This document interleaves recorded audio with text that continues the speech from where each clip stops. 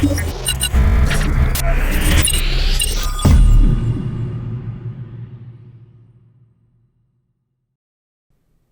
everyone, Dan the Man Sings here with a special podcast about something that has really touched me over the last few days. I was reading an article on the BBC News website, link in the description, that spoke of a World War II German activist by the name of Sophie Scholl. The article was being published because on the 9th of May of this year it would have been the centenary of her birth. Upon some research, I have discovered there is truly an inspiring story of how her and her political activist group, the White Rose, stood up to Nazi Germany when doing so would have certainly have meant death. There are many other podcasts, videos and readings out there that will have looked at her life in much more detail. I have really felt inspired to share her story with you, and I hope you enjoy the podcast into the life of Sophie Scholl and her activist group, the White Rose. If you agree, hit that like button and don't forget to subscribe to the channel for more songs, game reviews, podcasts, Pokemon box openings and many more. I hope you enjoy the video and please don't forget to like and subscribe. Enjoy! Sophie was born in May 1921, the fourth of 6 children to an upper middle class family in the south of Germany. Robert, her father, was mayor of Falkenberg, an idyllic town to the northeast of the modern state of Baden-Württemberg. When Sophie was 10, the family moved to a mid-sized southern town where her father worked as a state auditor and tax consultant. After the Nazis came to power in January 1933, Sophie, along with most of her siblings, was an excited and happy follower of the National Socialist cult of youth. The teenager believed in the ideals propagated at the time. She joined the BDM, the Bunde Deutsche Mädel, League of German Girls, and quickly rose in their ranks. The parents, especially her father, did not like their children's involvement in the Nazi youth groups and made no secret about it.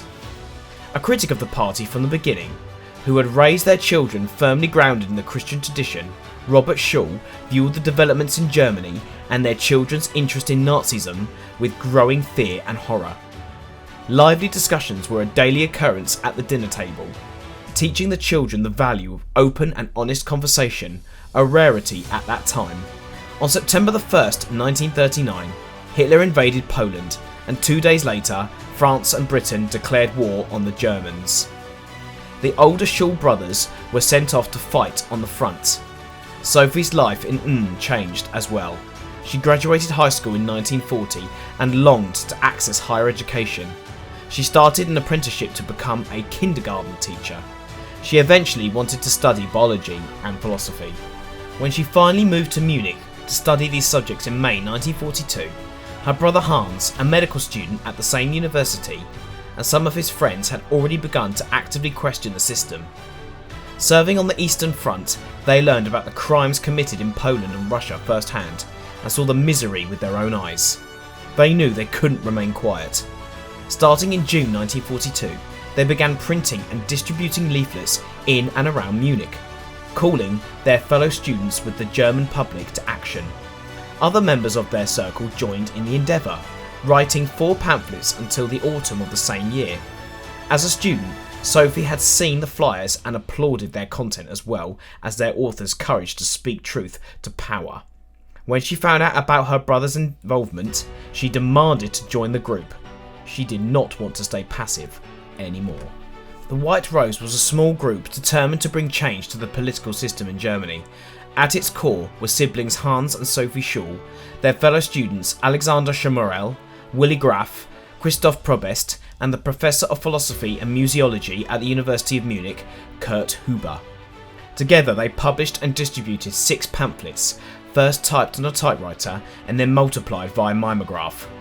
At first they only distributed them via mail, sending them to professors, booksellers, authors, friends and others, going through phone books for addresses and handwriting each envelope.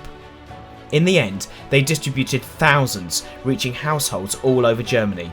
Acquiring such large amounts of paper, envelopes and stamps at the time of strict rationing without raising suspicions was problematic, but the students managed by engaging a wide-ranging network of supporters in cities and towns as far north as Hamburg and as far south as Vienna. These networks were also activated to distribute the pamphlets, attempting to trick the Gestapo into believing the White Rose had locations all across the country. In January 1943, the group felt empowered and hopeful. Their activism seemed to be working, rattling the authorities and sparking discussions amongst their peers. Their group was well organised, and they were about to set up even more connections to other underground resistance groups. Observing the political situation in Germany in January 1943, Sophie and the White Rose members believed a change in the country was imminent. The German army's disastrous defeat at Stalingrad was a turning point on the Eastern Front, and voices of dissident grew louder at the University of Munich after students were publicly called out as leeches and war resistors. This encouraged them to work more boldly, distributing the flyers directly in person and writing slogans like "Down with Hitler" and "Freedom" on the walls around Munich. Their sixth and last pamphlet reads, "Even the most dull-witted German has had his eyes opened by the terrible bloodbath which, in the name of the freedom and honour of the German nation, they have unleashed upon Europe, and unleashed anew each day. The German name will remain forever tarnished unless finally the German youth stands up, pursues both revenge and atonement, smiles our tormentors, and founds a new intellectual Europe. Students, the German people look to us. The responsibility is ours. Just as the power of the spirit broke the Napoleonic terror in 1813, so too will it break the terror of the National Socialists in 1943. Hans and Sophie distributed them at their university on February 18th for their fellow students to find walking between classes. At some point, in what we can only assume was an attempt to make even more people see the flyers, Sophie pushed a stack off a railing onto the central hall. What is now an iconic scene in every movie and documentary about the group was the moment that changed everything. The pamphlet drop was seen by a janitor, a staunch supporter of the Nazis, who had Hans and Sophie immediately arrested by the Gestapo. The draft for the seventh pamphlet was still in Hans's bag, which led to Christoph Probst's arrest the same day. The three endured a mock trial. After long and arduous interrogations, they took all blame for the White Rose's actions. This attempt to save their friends from persecution failed in the end, and Willi Graf, Alexander Schmorell and Kurt Huber were arrested later in February and put to death shortly after. After a half-day trial led by the infamous Roland Freisler, President of the People's Court, Hans, Sophie and Christoph were sentenced to death for treason.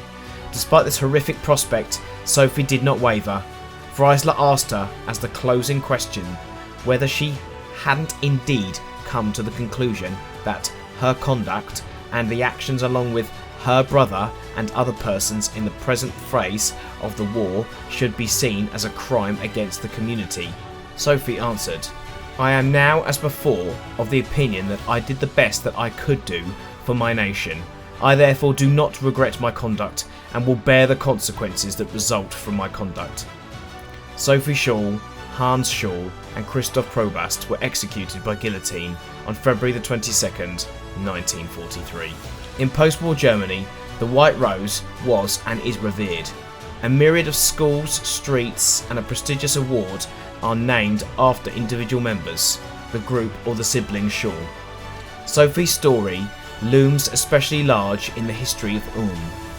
She personifies the importance of acting according to one's beliefs and of following your conscience, even in the face of great sacrifice. In our collective memory, her story reminds us not to be silent and fight for what Sophie wrote on the back of her indictment a day before she was killed. Freiheit, freedom. The text for this podcast has been adapted from the National World War II Museum in New Orleans, United States. The web link for my research can be found in the description. I really hope you have found her story inspiring.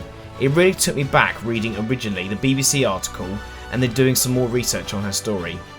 Anne Frank is one of the first and most famous people and brave women of World War II, but I personally think Sophie Scholl is up there with her. Thank you for listening to this podcast. If you enjoyed the material, please hit the like button and subscribe to the channel to never miss any of my future content. I am Dan the Man Sings, and this has been a pleasure bringing you the story of Sophie Scholl and the White Rose.